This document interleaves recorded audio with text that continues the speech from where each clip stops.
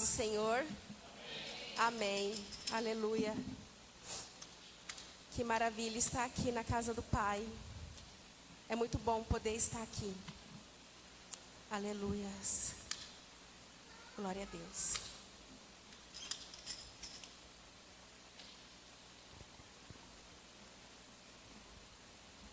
Bom, vamos dar já início, tá? A palavra que o Senhor vai ministrar aos nossos corações hoje, nessa noite. Você que puder acompanhar e puder abrir sua Bíblia, está em 2 Samuel. 2 Samuel 12.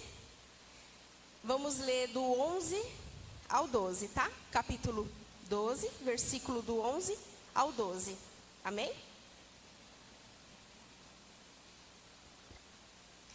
Assim diz o Senhor: eis que suscitarei da tua própria casa o mal sobre ti, e tomarei suas mulheres perante os teus olhos, e as darei a teu próximo, o qual se deitará com tuas mulheres perante este sol.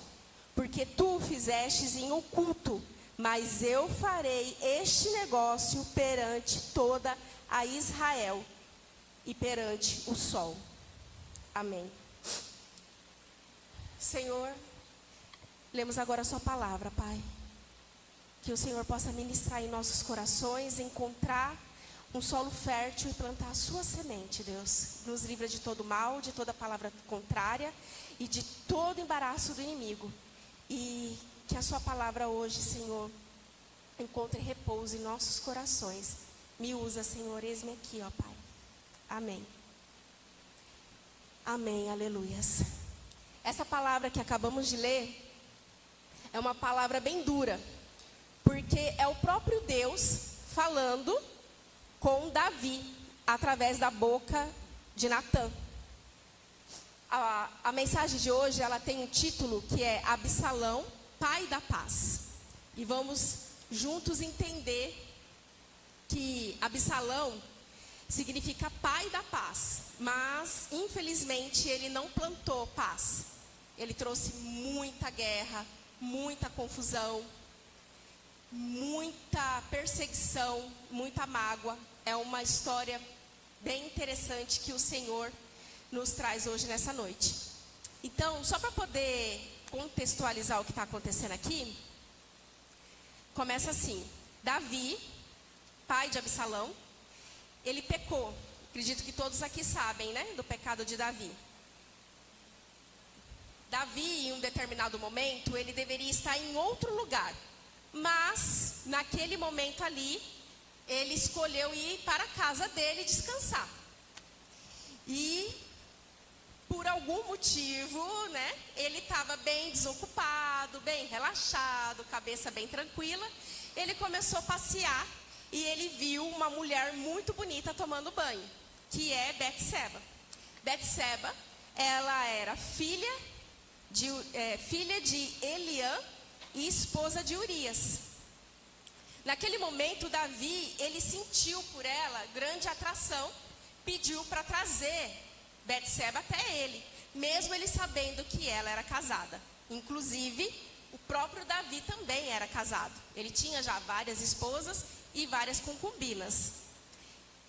E, naquele momento que trouxeram Betseba para ele, ele ali fez, né, um ato totalmente desonroso. Perante Israel, aquilo ali já era um pecado, já era um crime, porque ele cometeu um adultério.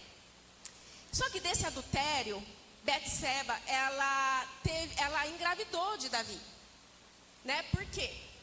Toda ação tem uma reação, toda ação vai ter uma reação. Isso aí é fato, é uma lei, não tem como evitar. Se nós não queremos determinadas ações, é bom não tomar determinadas atitudes. E aí a gente vai privar algumas reações. Então, naturalmente, ela engravidou. E o filho era de Davi, porque o esposo dela fazia parte do exército e já há muito tempo ele não ia para casa. Então ela não estava tendo contato com o esposo dela. E ele era um homem bem dedicado, bem fiel ao exército e ao rei, Urias. E depois daquele momento ali que ela estava gerando filho, Davi teve a brilhante ideia de assim, acabar com aquilo. Ele queria resolver de todas as formas, ele queria sair bem, né, da situação. Então ele forjou uma situação. Ele tentou de todas as formas que Urias fosse para casa e se deitasse com Betseba, mas isso não aconteceu, porque ele era muito fiel ao rei. E ele queria proteger o rei, porque eles estavam passando ali numa situação que eles poderiam ser atacados a qualquer momento. Como Davi viu que não tinha solução, ele mandou Urias para a guerra e ele armou ali uma situação que ele pudesse morrer. Então, praticamente, ele arquitetou a morte de Urias, né? E ele cometeu esse homicídio. Então, aí acontece o grande pecado de Davi. E Davi, ele não confessou o pecado, ele tentou esconder. Depois que passou o luto, ele foi atrás de Betseba, trouxe ela para a casa dele, assumiu o filho, que ele dizia que não era dele, mas era dele. A maioria das pessoas ali do palácio sabia. E ele achou que estava tudo certo, tá tudo bem, né? Só que ele esqueceu que o Deus que ele serve, tudo vê. O Deus onisciente, onipresente, onipotente, aquele que o conhecia muito bem, porque, segundo as escrituras, Davi tinha um coração semelhante ao de Deus. E como ele não confessava e ele não se arrependia, Natã, seu amigo, foi até ele e trouxe essa palavra para ele. No momento que ele trouxe essa palavra, Davi entendeu o pecado dele. E ele entendeu que ele precisava pedir perdão. E ele pediu, e Deus perdoou. Deus perdoou Davi, porque realmente ele se arrependeu profundamente, de coração. Ele tinha um coração quebrantado. Ele entendeu que ele precisava pedir perdão. Só que o que aconteceu, irmãos? Veio o juízo de Deus sobre a casa de Davi. Porque existem leis, a própria lei de Deus, ela não volta atrás. Por quê? Porque Deus, ele não é filho do homem para que se arrependa, né? Ele não é homem para que minta e nem filho do homem para que se arrependa. Eu posso vir aqui e falar diversas coisas e me arrepender. Eu posso vir aqui e dizer várias coisas e amanhã eu me arrepender. Só que Deus não. Deus não se arrepende. Então, a lei de Deus, ela não volta atrás. É uma lei natural. É como se fosse a lei da gravidade. A lei da gravidade, se eu pegar algo aqui, soltar, vai cair. Não tem como evitar, é uma lei. É natural. Então, o juízo de Deus sobre a vida do pecador é natural, vai acontecer. Se eu ou vocês, qualquer um aqui, pecar, mesmo que se arrependa, vai vir o juízo de Deus. Por exemplo, uma pessoa que comete vários delitos, ela comete vários delitos, ela se arrepende, Deus perdoa ela, só que ela tem que cumprir a lei dos homens, que é o quê? De repente ir preso, de repente devolver um dinheiro. Se um homem trai uma mulher, ele tem que confessar para a esposa, tem que pedir perdão. E é assim, se roubou o dinheiro, tem que devolver o dinheiro. É a consequência. E aí a casa de Davi caiu no juízo. E Davi entendeu isso. Ele não questionou a Deus, ele não brigou com Deus, ele só aceitou e foi. E aí começou a acontecer várias consequências. E a vida e a família de Davi, a vida de Davi e até seu reinado, pagou um grande preço. Depois que Davi entendeu isso, o seu filho, que Betseba já havia nascido o filho dele, ele veio a falecer. O próprio Natã já tinha falado para ele que o filho dele iria morrer. E ele chorou, ele fez jejum, mas ele entendeu. E nessa mesma época aqui, Davi tinha 3 filhos, seus 3 filhos já na fase adulta. E o mais velho se chamava Eminom. Eminom, ele começou a desenvolver uma paixão doentia pela sua meia-irmã Tamar. Tamar era filha de Maaca, uma princesa. E esse Eminom era filho de Davi, só que com outra mãe. E Tamar era filho de Davi com outra mãe. E ele começou a desenvolver uma paixão maluca, doentia, por sua irmã Tamar. E aí fica aqui um conselho já.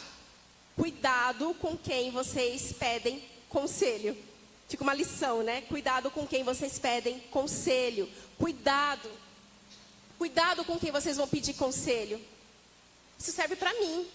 Porque muitas das vezes a gente vai pedir conselho para quem está perto. E muitas das vezes a gente quer ouvir aquilo que vai nos incentivar. Só que uma pessoa preparada para dar um bom conselho, ela vai dar um conselho que muitas vezes vai provocar em nós dor e até desconforto.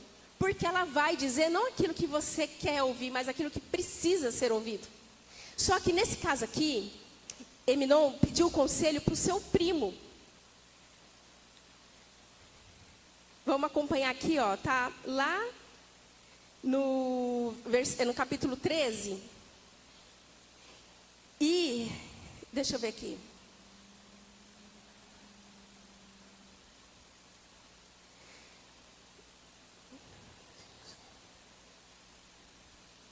Perdi aqui, mas vamos lá. E aí ele pediu o conselho para Jonadab, filho de Simeia. Ou seja, Jonadab era um rapaz que era sobrinho de Davi. Porém, ele era um jovem, um homem muito sagaz. Aqui está falando, a Bíblia deixou bem claro. Ele era um homem sagaz. Ou seja, ele era um homem que tinha uma espertez que não trazia benefício algum para as pessoas, mas sim para ele. Ele era uma pessoa muito esperta para ele. E ele deu um conselho: olha, você está apaixonado pela sua irmã? Vamos fazer assim, você finge que está doente, ela vem cuidar de você, e assim você fica com ela. Gente, isso não é um conselho que se dá. Jamais. Ele deveria dizer o quê? Meu irmão, vai orar, vai jejuar, que isso aí vai sair da sua cabeça. Não leva isso a sério, isso é loucura. Era o que ele deveria ter feito, mas não foi isso que ele fez. Ele disse: finge que está doente. E ele estava perdendo peso, ele estava doente já. Então foi muito fácil ele atrair Tamar para cuidar dele. Tamar foi até a casa dele, fez uma refeição para ele, e no momento que ela foi servir, ele abusou de Tamar. Ele cometeu ali um estupro violento contra ela. Ela mesmo tentando evitar, isso aconteceu. Só que, depois que ele fez isso com Tamar, ele sentiu por ela grande repulsa e raiva. E ele a expulsou lá da casa dele. Mandou ela sumir da frente dele. Escorraçou a menina. E a menina saiu de lá, gritando e chorando. Desesperada pelo que acabou de acontecer sobre sua vida. E aí ela encontra com Absalão, seu irmão. Absalão era irmão dela porque era filho da mesma mãe. E Absalão acalmou Tamar, falou: não, fique calma, respira, vou te levar para minha casa, você vai ficar comigo e não fique nervosa, ele é seu irmão, calma, só fique tranquila. Levou ela para casa. Só que o que deixa a gente aqui indignado, de acordo com esse texto, é que Davi soube do que aconteceu, ele ficou irado, porém ele não tomou nenhuma atitude. Ele ficou totalmente omisso àquela situação. Ele não consolou Tamar e ele não puniu o seu filho, que ele havia cometido um grande crime. Na verdade, ele cometeu 2 crimes. Ele se deitou com sua irmã, que era já algo errado para Israel, era considerado um pecado, e ele a violentou, que era considerado um crime. Ele deveria ser morto, a punição dele seria a morte. Só que Davi não tomou essa atitude. Por quê? Porque Davi estava diante de uma situação que ele estava vendo o seu filho. Então ele não teve coragem de punir o próprio filho. E também nós temos que levar em consideração que Davi estava com o seu psicológico aquebrantado, mexido, porque ele tinha passado por um pecado. Então ele acreditava que tudo que estava acontecendo era punição de Deus. Porque tem vários relatos dele falando, isso é punição de Deus, isso é punição de Deus. Então, Absalão, que é o grande protagonista dessa história, ele cuida de Tamar e ele fica 2 anos alimentando uma mágoa, onde futuramente ele iria cometer um crime. Irmãos, quando tiver uma situação onde provoca mágoa, dor, até desconforto, não deixa o tempo curar essa dor.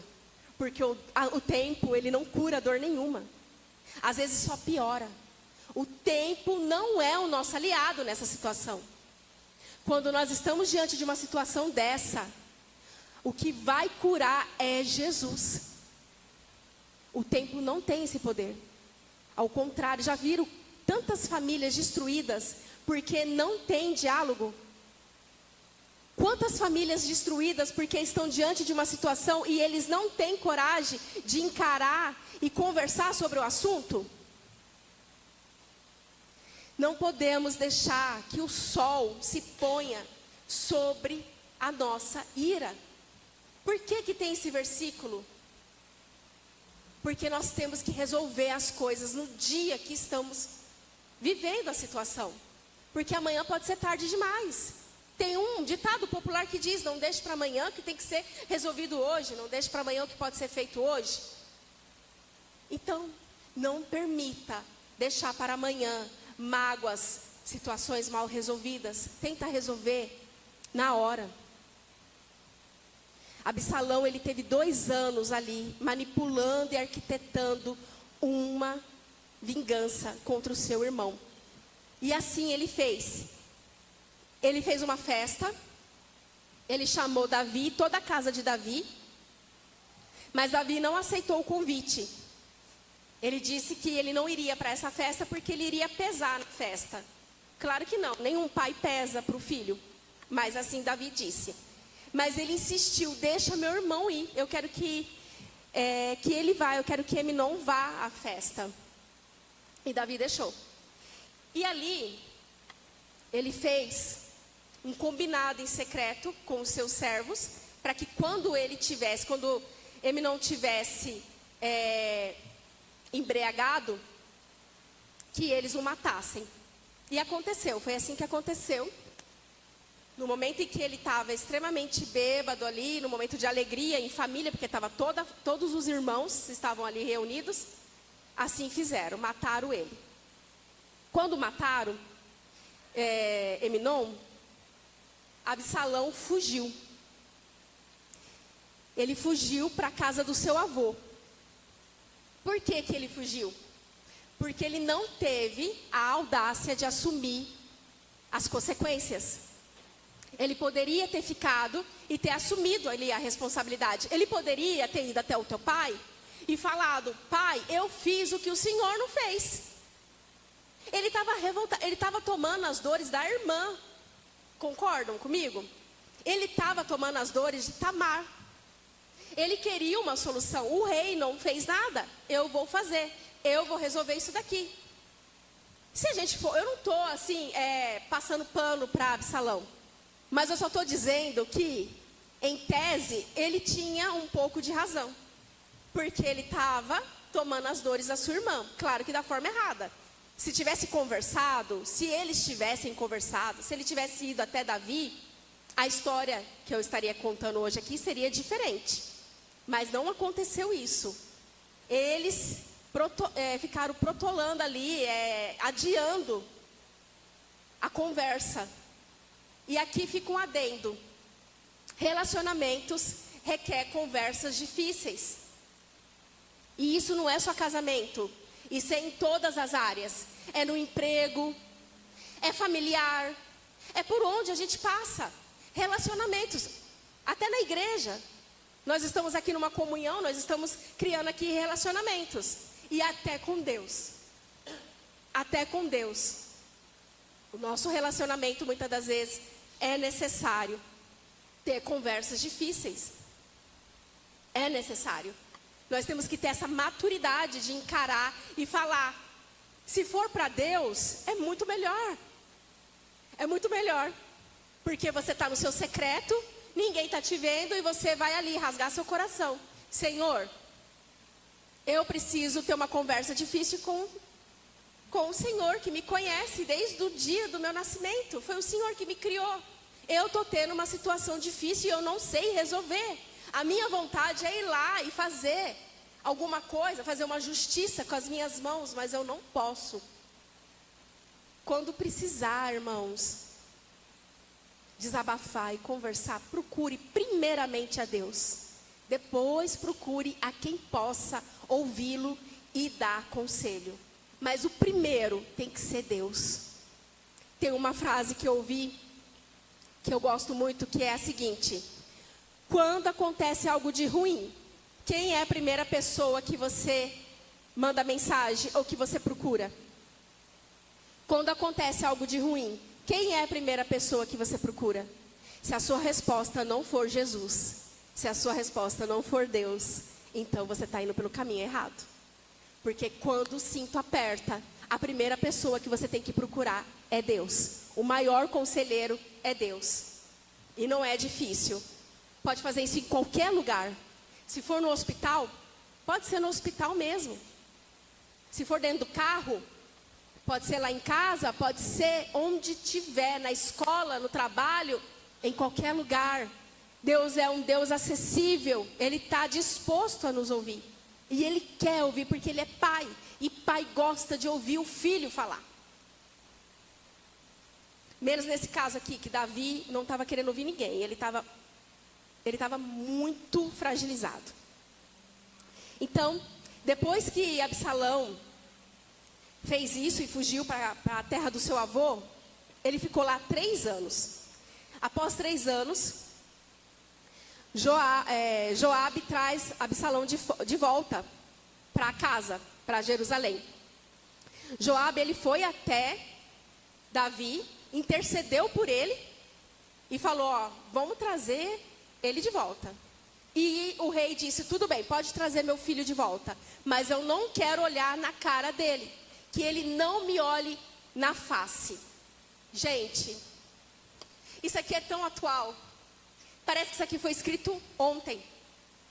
Quantas famílias destruídas que existem hoje assim, por conta de falta de diálogo, principalmente diálogo entre filhos e pais. Existem muitos. É o que mais tem hoje. Quantos adolescentes perdidos, quantos jovens com a vida destruída, porque não tem diálogo com o pai, e mesmo depois de adulto, quantos homens e mulheres que precisam de um conselho de pai, ou de um colo de um pai, e não pode, porque o pai simplesmente não quer olhar na cara do seu filho. Isso é muito triste, e nós estamos vivendo essa realidade, é algo comum hoje. Talvez aqui não seja a nossa realidade, mas talvez vocês conheçam alguém assim. Eu mesma conheço. E vira e mexe aparece na internet alguém falando alguma coisa assim, que não tem diálogo com os pais. Isso é muito triste. E Davi fez isso. Davi, aquele que derrubou o gigante, o Davizinho, ruivo. Eu gosto muito das histórias de Davi, e eu me identifico muito com ele. E esse Davi, um homem natural, estava em juízo, e por algum momento ali, ele foi omisso, e ele piorou a situação. Se ele tivesse conversado com Absalão. E aí, de repente, a gente está se perguntando, quem era Absalão? Absalão, como eu já disse, significa pai da paz. E ele era um homem muito bonito, extremamente inteligente, perspicaz. Ele tinha um poder de persuasão. A Bíblia vai falar que não tinha defeito nele, desde o alto da cabeça até as plantas dos pés. Ele era perfeito. Ele tinha um cabelão, porque ele cortava o cabelo uma vez por ano. Era um evento quando ele cortava o cabelo. E o cabelo dele ainda pesava um pouco mais de 2 quilos. Olha só, gente, que curioso. Ele era cabeludo, bonitão, boa pinta. Ele era extremamente gentil. Ele era muito esperto. E esse homem, ele não era um homem tão ruim. Ele era um homem bom. Só que ele sofreu várias fases onde ele foi perdendo ali o caráter dele. Primeiro teve o caso da irmã, e ele não viu justiça. Depois ele voltou para a casa do seu pai, mas seu pai não queria olhar para ele. E aí ele queria falar com Davi, e ele ficou chamando Joabe para negociar novamente a ida dele com Davi. E ele ficou: Joabe, vem falar comigo, eu quero ver meu pai. E Joabe não respondia o chamado dele. Joabe não queria se envolver em problema de família, né? Absalão ficou tão revoltado que ele mandou tacar fogo na cevada dele. De tão revoltado que ele estava. Esse menino, ele estava totalmente obstinado à rejeição do pai, e ele já estava descontando em todo mundo. Depois que tacou fogo na cevada dele, Joabe foi falar com Absalão e falou: nossa, precisava tacar fogo? Precisava queimar? Né? Golpe baixo. E aí ele disse: mas eu estava chamando, você não vinha? Eu quero falar com meu pai. E aí Davi disse assim: tudo bem, eu aceito conversar com Absalão. E Absalão foi até Davi. Só que quando chegou lá, Davi não falou nada. Deu um beijo em Absalão e não disse mais nada. Eu fico imaginando o que deve ter passado na cabeça de Absalão. Diante do pai, querendo ali de repente pedir perdão, né? Voltar aos laços familiares. E Davi foi totalmente indiferente. A partir daí, irmãos, ele começou a arquitetar um golpe contra Davi. A partir daí, ele começou a arquitetar uma forma de destronar Davi. Ele queria o trono de Davi, porque aí Davi já não era mais seu pai, era seu inimigo. Tudo isso por falta de diálogo, por falta de perdão. Absalão acordava todos os dias de manhã, corria, ia em direção às pessoas. Muitas pessoas vinham de várias tribos para pedir conselho com o rei. E Absalão ia lá na frente, antes do rei atender essas pessoas, porque era normal naquela época as pessoas se aconselhar com o rei. Diversos assuntos. Então Absalão ia na frente. Ele chegava lá primeiro, ele levava papel e caneta, e ele começou a fazer um cadastro. Ele começou a pegar o nome de todo mundo, o endereço, e ele falava assim: qual que é a sua causa? E aí eles falavam: ah, meu problema é assim, assim, assim. Nossa, a sua causa é justa. Nossa, olha, se tivesse um juiz, seria tão bom, vocês não precisavam andar tanto. De onde que você veio? Aí eles falavam da tribo que vinha, às vezes vinha de muito longe. Nossa, se tivesse um juiz lá, você não precisava vir até aqui. E ele começou ali a conquistar os corações das pessoas. E as pessoas começaram a falar: nossa, esse homem é diferente. E na hora que as pessoas ouviam o conselho e ficavam felizes, eles iam se prostrar diante dele, porque era assim que eles faziam com o rei, né? E ele era um príncipe. Então as pessoas iam se prostrar diante dele, agradecendo. ele dizia assim, não se proste. Eu sou igual a você, vem aqui. E dava um beijo na pessoa. E falava, olha, nós somos iguais, nós somos gente como gente. Eu sou do povão. Não faz isso não, eu não sou igual ao rei. Eu sou igual a você. E assim ele conquistou o coração daquelas pessoas. E ele começou a armar um plano contra Davi. E ele começou a conquistar um grande exército para perseguir Davi. Quando Davi soube que esse exército estava crescendo, Davi fugiu. Ele fugiu, irmãos, chorando e descalço. Eu imagino que ele deve ter fugido muito desesperado. Ele não queria encarar o filho. Ele não queria lutar contra o filho. Ele poderia lutar contra qualquer um, menos contra o filho. Era o filho dele. E ele deu uma ordem, olha, se Absalão vir atrás de mim, eu não quero que ninguém mate Absalão. Eu quero que vocês peguem ele e tragam ele vivo. Ninguém rela a mão em Absalão, não é para matar ele. E aí eu vou já pular para o final aqui. De tanta perseguição, Absalão fez várias alianças ali. E quando Davi viu que não tinha solução, ele atravessou o Jordão. Davi, ele começou a fazer orações. Nesse mesmo período, Davi escreveu 2 salmos. O Salmo 41 e, se eu não estou enganado, o Salmo 60. Ele começou a escrever salmo. Sabe por quê? Porque diante disso aqui, Davi, ele não perdeu a comunhão com Deus. Davi, ele entendeu que ele estava sendo perseguido, mas ele sabia que quem estava com ele era maior do que tudo isso. Ele não perdeu a comunhão com Deus. E ele dizia, pode vir uma multidão contra mim, eu não vou desistir do meu Deus. E ele falava, Senhor, guarda o meu coração. Quando a gente fala, guarda o meu coração, a gente não está falando do coração romântico, dos sentimentos. A gente está falando dos nossos pensamentos, do nosso intelecto, da nossa saúde mental. E Davi queria que Deus guardasse o coração dele, para que ele pudesse sair dessa situação, para que ele pudesse sair dessa história com o coração grato.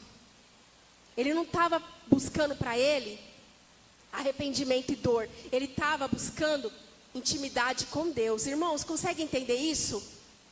Quando a situação está ruim, o negócio está apertado, e a gente não desiste de Deus.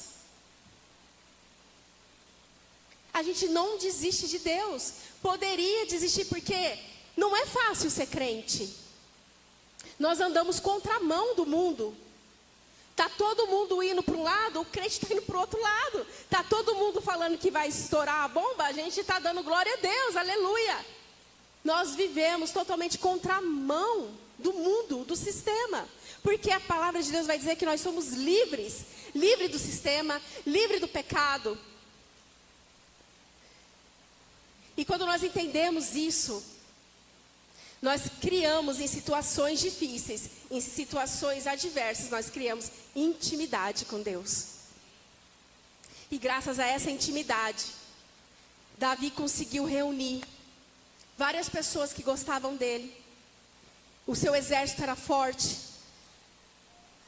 E ele recebeu, Absalão recebeu um conselho de Aitofel. Aitofel, ele era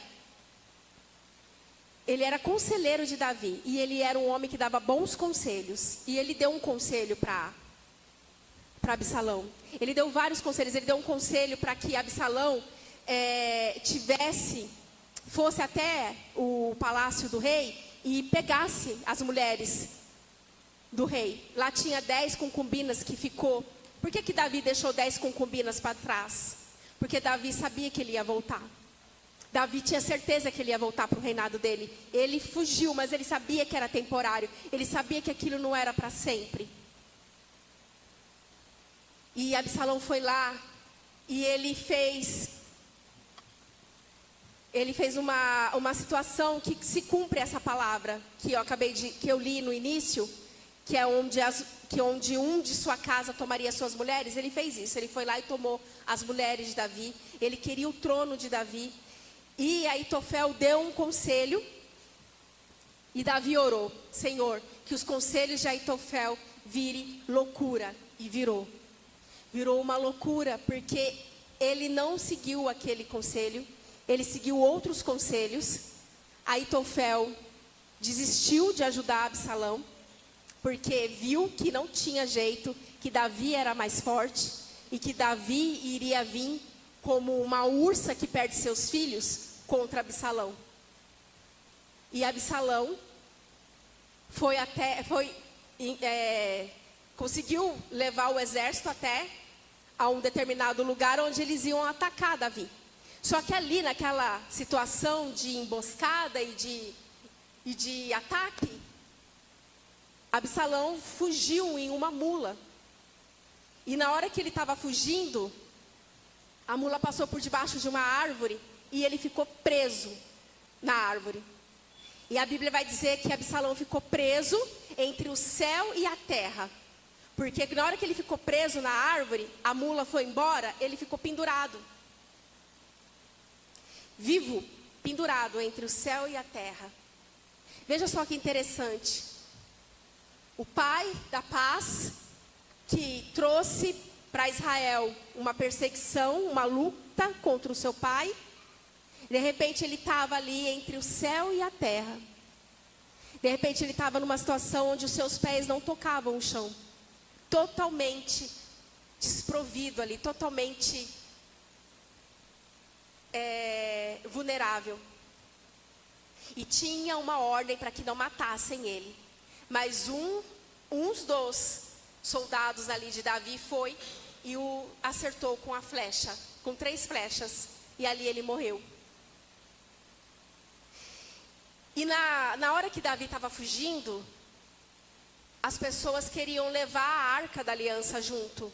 Os levitas queriam levar a arca da aliança. E Davi disse assim: não leve a arca, deixe ela. Porque se Deus quiser que eu volte para perto da arca, eu voltarei. E assim ele voltou, irmãos. Ele voltou para o seu reinado. E naquele momento, que era o momento que deveria ser de alegria, porque tinham matado o seu inimigo, a Bíblia vai dizer que o momento de alegria se tornou um momento de tristeza. Porque ali Davi tinha perdido o seu filho amado. E essa é uma situação que acontece dentro dos nossos lares quando a gente não vigia, quando a gente anda distraído. Quando nossos filhos estão em casa, o que nós estamos fazendo? A gente está presente, olhando para eles, dentro dos olhos deles, ou a gente só está ali presente de corpo, mas os pensamentos longe? Será que a gente está vendo nossos filhos? Será que a gente está vendo o que eles estão vendo na internet, no celular? Será que nós estamos observando o nosso cônjuge, nosso esposo, nossa esposa? Será que a gente está realmente com os olhos conectados e vendo o que realmente está acontecendo dentro da nossa casa? Ou será que nós temos um lar dividido, um lar sob juízo? Será que nós temos diálogo dentro de casa? Será que a nossa casa é um lugar de paz? Será que nós temos prazer de voltar para casa depois de um dia longo de trabalho? Existe uma frase que diz assim: a família é o mal do século. Essa frase, ela soa tão mal quando a gente ouve, ainda mais quando a gente é cristão e a gente acredita na família. Mas se você parar para pensar, realmente, em algumas situações, a família é um mal. Porque tantas pessoas que estão hoje desviadas, perdidas, sem saber a direção, o caminho, porque tem uma família desconstruída. Quantas pessoas desviadas, mesmo com os pais crentes. Ele quer estar em qualquer lugar, menos em casa. Por quê? Irmãos, vamos olhar para a nossa família, vamos cuidar do nosso lar. E o mesmo fica para a nossa parentela, para o nosso trabalho, por onde a gente passar, que nós possamos ser luz, que nós possamos denunciar o pecado, que nós possamos ser luz da terra. Onde a luz chega, o mal não fica. Eu já estou finalizando, se o louvor puder. Já vou encerrar, irmãos. Onde a luz chega, o mal não fica. Onde a luz chega, as trevas acabam. E eu quero deixar para meditar um versículo que diz assim. Está em Malaquias 4:6. Vou abrir aqui.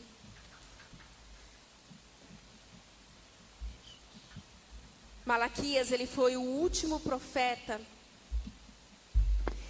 que foi colocado aqui no Antigo Testamento. Claro que existiram outros profetas, mas ele foi o último aqui do Antigo Testamento. E diz assim, ó. E ele converterá o coração dos pais aos filhos e o coração dos filhos aos seus pais, para que eu não venha e fira a terra com maldição. Está na hora do nosso coração se converter aos nossos filhos e dos nossos filhos a nós. Está na hora de ter diálogo, intimidade. Está na hora de lá no trabalho a gente ser o melhor crente. Está na hora de lá no nosso bairro, na nossa rua, a gente ser o melhor crente. Nós não viemos aqui atrás de experiência. Nós não queremos experiências. Nós não queremos ter experiência com Deus. Nós queremos ter intimidade, vida. Quem tem vida com Deus, lá no dia a dia, no ordinário, não perde a essência. Em nome do Senhor Jesus, que essa palavra possa fazer sentido nessa noite. Que vocês possam entender a importância do diálogo, a importância de não deixar mágoa, a importância de resolver os seus conflitos e os seus problemas imediatos. Não deixe para depois. Vou convidar a igreja a ficar de pé. Aleluia. Vamos cantar esse louvor como uma oração. Vamos cantar esse louvor com o fundo da alma, para que possa ser desfeito palavras, pensamentos ruins, sentimentos, mágoa. Se você tem mágoa, não guarde para você. Não guarde com você. Desabafa, fala com teu pai. Se você precisa pedir perdão, peça perdão. Se você tem que reconhecer o seu erro, reconheça. Se você tem que confessar o seu pecado, confesse. Confesse agora para Jesus. Confesse agora para Jesus que está aqui. Começa a pedir agora o Senhor ouvir a sua voz. Ouço cadeias quebrando. Aleluia. Ouço cadeias quebrando. Ouço cadeias quebrando.